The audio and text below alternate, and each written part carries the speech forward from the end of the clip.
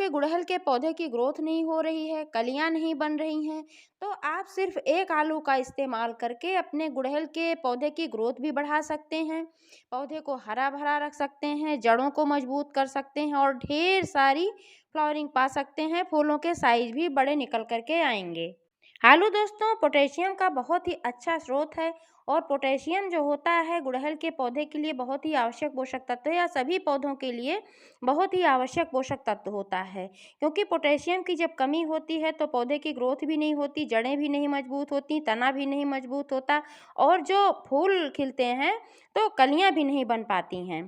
तो इसलिए पोटेशियम का होना बहुत ही आवश्यक होता है और आलू में पोटेशियम के साथ साथ फास्फोरस और नाइट्रोजन वगैरह, सल्फर और मैग्नीशियम वगैरह भी बहुत ही सारे पोषक तत्व पाए जाते हैं। इसके अलावा कुछ सूक्ष्म पोषक तत्व भी पाए जाते हैं।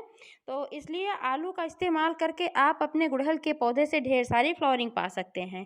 तो दोस्तों आलू का खाद कैसे बनाना है और इसका इस्तेमाल कब करना है, संपूर्ण जानकारी मिलेगी इस वीडियो में। तो प्लीज़ वीडियो पर अंत तक बने रहें, बिना स्किप किए पूरा देखें। जानकारी अगर पसंद आए तो लाइक करें, शेयर करें और चैनल को अभी तक सब्सक्राइब नहीं किया है तो प्लीज़ चैनल को भी सब्सक्राइब करके बेल आइकन को प्रेस कर दें ताकि सारे अपडेट्स आपको मिलते रहें। नमस्कार दोस्तों, स्वागत है मेरे YouTube channel gardening with Poonam में। दोस्तों गुड़हल का जो पौधा होता है यह हैवी फीडर होता है, इसको खिलाने पिलाने की आवश्यकता बहुत होती है। तो समय समय पर इसमें गोबर की भी खाद आप डाल सकते हैं, क्योंकि जो गोबर की खाद होती है इसमें नाइट्रोजन, पोटेशियम, फास्फोरस प्रचुर मात्रा में पाया जाता है। एक संतुलित मात्रा में नाइट्रोजन, पोटेशियम और फास्फोरस पाया जाता है, क्योंकि सभी पौधों के लिए एनपीके का होना बहुत ही आवश्यक होता है और गोबर की खाद में एनपीके संपूर्ण मात्रा में पाया जाता है। तो इसलिए दोस्तों महीने में एक बार आप गोबर की खाद अपने गुड़हल के पौधे में डाल सकते हैं। इसके अलावा आप चाय पत्ती का भी इस्तेमाल कर सकते हैं, क्योंकि चाय की पत्ती जो होती है इसमें भी नाइट्रोजन, पोटेशियम और फास्फोरस की अच्छी मात्रा पाई जाती है। लेकिन दोस्तों चाय की पत्ती में नाइट्रोजन की मात्रा सबसे ज़्यादा अधिक पाई जाती है और नाइट्रोजन जब पौधे में होता है तो पौधे की ग्रोथ अच्छी होती है, इसमें ब्रांचेज का विकास होता है और पत्तियों का भी विकास होता है। तो जब ब्रांचेज का विकास होगा, ढेर सारी इसमें ब्रांचेज होंगी, जितनी ब्रांचेज होंगी उतनी ही अधिक मात्रा में कलियां भी बनेंगी। तो इसलिए आप चाय पत्ती का भी इस्तेमाल कर सकते हैं। आप चाहें तो इस्तेमाल की गई चाय की पत्ती डाल सकते हैं, उसको 3-4 बार वॉश कर लें जिससे उसकी मिठास निकल जाए और आप चाहें तो फ्रेश चाय पत्ती का भी इस्तेमाल कर सकते हैं। लेकिन फ्रेश चाय पत्ती का इस्तेमाल करें तो कंटेनर के हिसाब से, जैसे कि अगर आपने 12 इंच के गमले में पौधा लगा रखा है तो उसमें आप सिर्फ आधा चम्मच का इस्तेमाल करें, क्योंकि अधिक मात्रा हो जाने से भी पौधा खराब हो जाता है। तो इसलिए दोस्तों मात्रा का ख्याल ज़रूर रखा करें जब भी आप कोई फर्टिलाइज़र डालें, चाहे ऑर्गेनिक हो या केमिकल फर्टिलाइज़र आप डाल रहे हों, तो मात्रा का ख्याल ज़रूर रखें, क्योंकि मात्रा कम ज़्यादा होने पर पौधे को नुकसान पहुंच सकता है या फिर कोई फायदा नहीं मिल सकता है। गुड़हल एक सन लविंग प्लांट है, इसलिए गुड़हल के पौधे को आप ऐसे स्थान पर रखें जहां पर 5 से 6 घंटे की प्रॉपर धूप आती हो और अच्छे से इस पौधे को धूप लग सके, जिससे कि पौधे की जो मिट्टी है इसमें कोई बैक्टीरिया वगैरह ना लगने पाए, कोई फंगस वगैरह ना लगने पाए, क्योंकि जब धूप नहीं लगती है तो मिट्टी में फंगस भी लगने लगता है, जिससे जड़ें खराब होने लगती हैं और आपका पौधा पीला पड़ने लगता है और कलियां भी नहीं बन पाती हैं। धूप ना मिलने की वजह से कीड़ों का भी अटैक बहुत ज़्यादा होता है। धूप रहती है तो उतना कीड़ों का अटैक नहीं होता है। गुड़हल का जो पौधा होता है इस पर कीड़ों के अटैक बहुत ज़्यादा होते हैं। इसमें मिलीबग्स का अटैक सबसे ज़्यादा होता है, जो कि सफ़ेद कलर के कीड़े होते हैं चिपचिपे से। इनको चींटियां लेकर के आती हैं दोस्तों, और गर्मियों का सीजन अब आ रहा है तो अब चींटियों का भी आतंक बहुत ज़्यादा बढ़ रहा है। चींटियां भी पौधों को नुकसान पहुंचाती हैं और साथ में जब ये मिलीबग्स लेकर के आती हैं तो पौधों को पूरी तरीके से चट कर जाते हैं, खोखला बना देते हैं, क्योंकि जो मिलीबग्स होते हैं ये पौधे की जो शाखाएं होती हैं तो इस पर बैठते हैं और फिर पौधे का रस चूस लेते हैं, इसके सारे पोषक तत्व चूस लेते हैं। तो जब पौधे में पोषक तत्व रह ही नहीं जाते हैं तो पौधा खोखला हो जाता है, बेजान होता है और एक कंडीशन में पौधा पूरी तरीके से खराब होकर के मर जाता है। तो इसलिए दोस्तों अगर आपके पौधे पर कीड़े का अटैक नहीं हुआ है फिर भी आप 1 महीने में 1 बार नीम ऑयल का स्प्रे कर सकते हैं।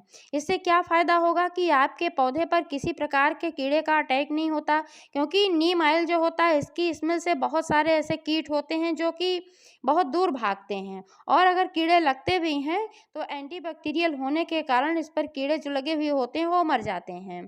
तो इसका इस्तेमाल करने के लिए दोस्तों आपको लेना होगा 1 लीटर पानी और उसमें 1 से डेढ़ चम्मच ऑयल मिलाना होगा।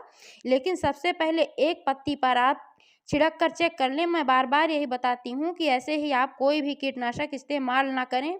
अगर कोई ऐसा कीटनाशक आपने लिया है तो इंस्ट्रक्शन पढ़कर ही इस्तेमाल करें, और नीम ऑयल का इस्तेमाल आप कर रहे हैं तो एक पत्ती पर पहले छिड़क कर देख लें 1-2 घंटा रुक के।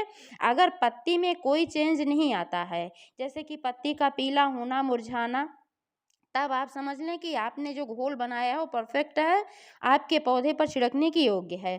लेकिन अगर पत्तियाँ मुरझाने लगती हैं, पीली पड़ जाती हैं, कोई प्रॉब्लम होती है, तो आप क्या करना है आपको कि इस घोल में पानी की थोड़ी मात्रा बढ़ा देना है। आपको समझना होगा फिर कि इसमें ऑयल की मात्रा ज़्यादा हो गई है।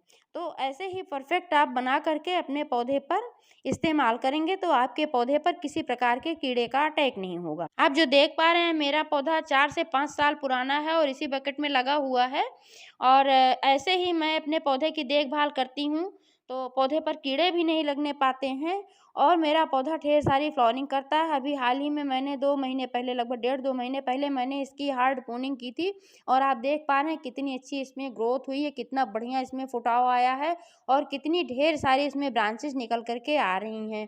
तो आने वाले समय में इसमें बहुत ही अच्छी मात्रा में कलियाँ बनने वाली हैं, क्योंकि पौधा मेरा बहुत ही स्वस्थ है, और आज मैं इसमें आलू का इस्तेमाल जो करने वाली हूँ, इससे और भी शीघ्रता से मेरे पौधे में कलियाँ बनेगी, क्योंकि आलू में पोटेशियम की अच्छी मात्रा जो पाई जाती है, ये जड़ों को भी मजबूत करती है और तने को भी मजबूत करती है, पौधे को पोषण देती है और साथ में कलियाँ भी बनने के लिए प्रोत्साहित करती है। आप दोस्तों आलू का भी खाद बना सकते हैं और आलू के छिलकों का भी खाद बना सकते हैं, क्योंकि जो पोषक तत्व आलू में होते हैं वही पोषक तत्व आलू के छिलकों में भी पाए जाते हैं, जैसे कि potassium, phosphorus, nitrogen, zinc, sulphur वगैरह वगैरह। तो आलू के छिलकों का खाद बनाने के लिए आपको लेना होगा 1 लीटर पानी और उसमें 2-3 मुट्ठी आलू के छिलके डालने होंगे। जैसे कि 4-5 आलू के छिलके होंगे तो 2-3 मुट्ठी आराम से हो जाएँगे। इन छिलकों को डाल कर के आपको रख देना है 3-4 दिनों के लिए, ढक कर रखना है, और बीच-बीच में कंटेनर को हिलाते रहना है। इससे बहुत ही बढ़िया फर्टिलाइज़र बन कर के तैयार होता है, लिक्विड फर्टिलाइज़र। और जब भी आपको अपने पौधे में इस्तेमाल करना हो, मिट्टी की गुड़ाई करके छोड़ दें 1 दिन पहले, और फिर जब मिट्टी ड्राई हो जाए तब इस फर्टिलाइज़र का आप इस्तेमाल कर सकते हैं। ऐसे ही आलू का भी जो फर्टिलाइज़र मैंने बनाया हुआ है, इसको मैंने कद्दूकस कर लिया था। आप चाहें तो मिक्सर जार में डाल करके इसको बारीकी से पीस भी सकते हैं। तो आप देख पा रहे हैं एक बड़ा आलू मीडियम साइज़ का था, बहुत बड़ा नहीं था। तो इतना बड़ा आलू मैंने लिया था और कद्दूकस मैंने कर लिया था, और एक बड़ा चम्मच ये तैयार हुआ है। तो इसको मैं एक इस कंटेनर में पानी लिया है मैंने, और इसी में इस तरीके से मैंने इसको डाल दिया है, और इसको डालने के बाद ऐसे ही ढक कर इसको रख देना है 1-2 दिन के लिए। ऐसे ही दोस्तों 2 दिन पहले मैंने एक दूसरे कंटेनर में बनाया हुआ था, जो कि आज बन कर के रेडी हो गया है पौधे में डालने के लिए, और 1 दिन पहले ही मैंने अपने गुड़हल के पौधे की मिट्टी की गुड़ाई करके छोड़ दिया था। आप देख पा रहे हैं कि गुड़हल के पौधे की मिट्टी जो है कितनी भुरभुरी है और बिल्कुल बढ़िया हो गई है इसमें फर्टिलाइज़र डालने के लिए, क्योंकि ये ड्राई भी हो गई है। तो ऐसे ही मिट्टी का इस्तेमाल आपको करना है जब भी आप फर्टिलाइज़र डालें। गीली मिट्टी में कभी भी लिक्विड फर्टिलाइज़र या कोई ड्राई फर्टिलाइज़र आप ना डालें, क्योंकि लिक्विड जब डालते हैं तब तो बिल्कुल ही ना डालें। जड़ों में जब पहले से ही बहुत ज़्यादा नमी होती है तो फिर जड़ें ये फर्टिलाइज़र अब्ज़ॉर्ब नहीं कर पाती हैं। इसलिए ड्राई जब रहता है तो तुरंत जड़ें अब्ज़ॉर्ब करती हैं और अपना काम ये फर्टिलाइज़र चालू कर देता है। जब आप कोई सूखा खाद डालें तब भी मिट्टी को ड्राई करके ही डालें, क्योंकि मिट्टी को ऊपर से निकालने में फिर आसानी होती है।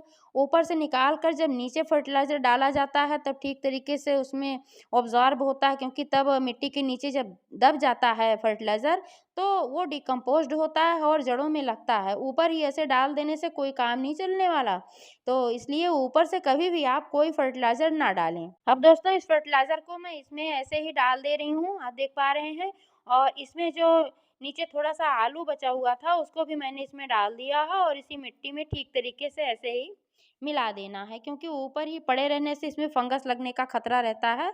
अभी ये मिट्टी में ठीक तरीके से मिल गई है और ये यहाँ पर डिकम्पोज़्ड होती रहेगी और ऊपर से इसमें अभी मैं थोड़ा-सा और पानी डालूँगी, क्योंकि जो ये फर्टिलाइज़र है, तो ये कम मात्रा में है, इसमें पानी बहुत ज़्यादा पानी इसमें नहीं है और मेरा कंटेनर जो है ये जिसमें मैंने लगा रखा है पौधा, ये काफ़ी बड़ा है, तो इसमें इतने पानी से काम नहीं चलने वाला है, इसलिए इसमें मैं ऊपर से भी और पानी डालूँगी। लेकिन अगर आपका कंटेनर इतना ही बड़ा है जितने से कि इसमें काम चल जाता है इतने पानी से, तो आप उसमें और पानी ना डालें। तो दोस्तों, एक आलू का इस्तेमाल करके आप अपने गुड़हल के पौधे को मजबूत कर सकते हैं और इससे ढेर सारे बड़े-बड़े फूल प्राप्त कर सकते हैं। जानकारी कैसी लगी कमेंट करके अवश्य बताइएगा। पूरा वीडियो देखने के लिए बहुत-बहुत धन्यवाद।